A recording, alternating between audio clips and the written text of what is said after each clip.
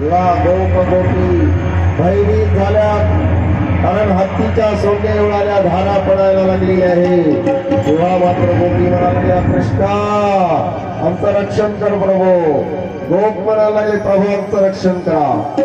त्यावेळेला भगवंतांनी सांगितलं, ज्या गोवर्धनाची आपण पूजा केलेली आहे तो गोवर्धनच आपलं रक्षण करेल. चला जाऊया आपण गोवर्धनाकडे. सर्व आले गोवर्धनाकडे. भगवंतांनी गोवर्धन उचललेलं आहे महाराज आपल्या करांगोलीवर, आणि करांगोलीवर उचलून मात्र भगवंतांनी सप्तदीन पर्यंत तो गोवर्धन आपल्या कराग्रावर धारण केलेला आहे.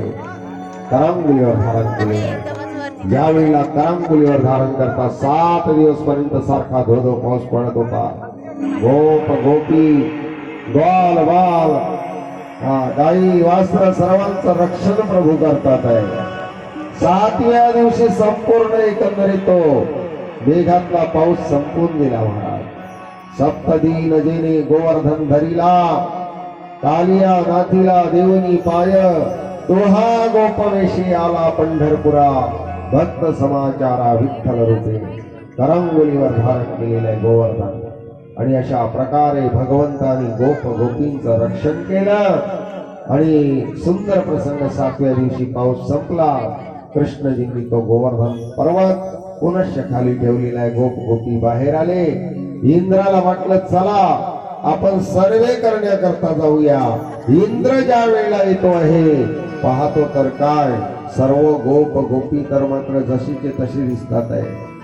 वित्त हानी नाही, जीवित हानी नाही. हे पाहून इंद्र आश्चर्यचकित झाला की एवढा पाऊस पडला असताना हे लोक कसे काय जीवित राहिले. म्हणून त्यांनी नेत्र बंद केली. तेव्हा त्याच्या लक्षात आलं, कृष्णजींनी करंगोलीवर गोवर्धन धारण केल्यामुळे सर्वांचं रक्षण झालेलं आहे. तेव्हा त्याच्या लक्षात आलं, कृष्णस्तू भगवान स्वयं. तेव्हा इंद्राणी आकाशगंगा त्या ऐरावत हत्तीच्या सोंडेमध्ये आणलेली आहे. आणि भगवान गोपाल कृष्णजींचा तो अभिषेक करतोय, क्षमा मागतो आहे. आणि भगवंताचं त्यांनी एक नवीन नाव ठेवलं. कोणतं? बोलिये गोविंद भगवान.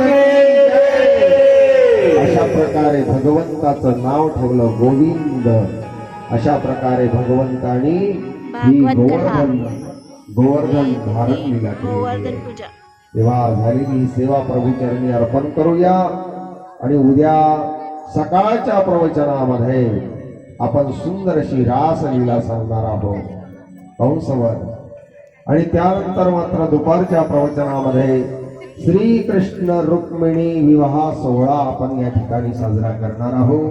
तेव्हा सर्वांनी या विवाह सोहळ्याकरता यायचं आहे. पत्रिका मिळाली नाही असं काही कोणी म्हणू नका. सर्वांना जाहीर निमंत्रण आहे. त्याचप्रमाणे रिसेप्शन हे 24 तारखेला या ठिकाणी होणार आहे. तेव्हा सर्वांनी रिसेप्शनच्या दिवशी जेवण करण्याकरता येण्याची कृपा करावी.